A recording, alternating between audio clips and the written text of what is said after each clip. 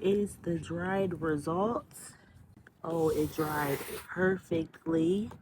I'm outside and I wanted to come outside because the weather is nice today, so I could actually get some varnishing in, but I probably won't.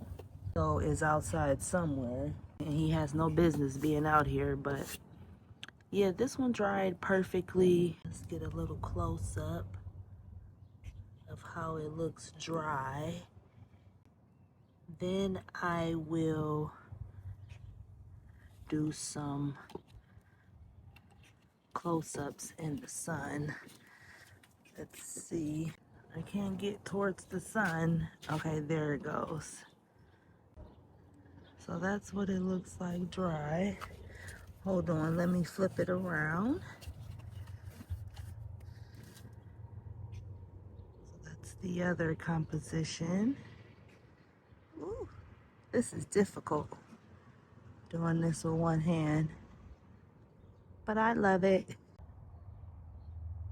He has no business being over there.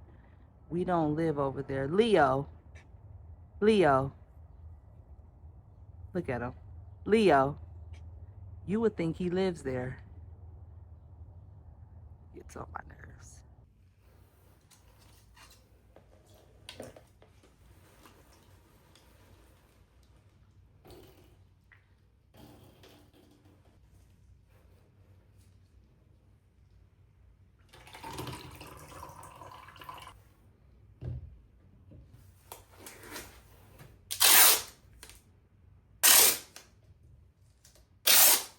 Hello and welcome.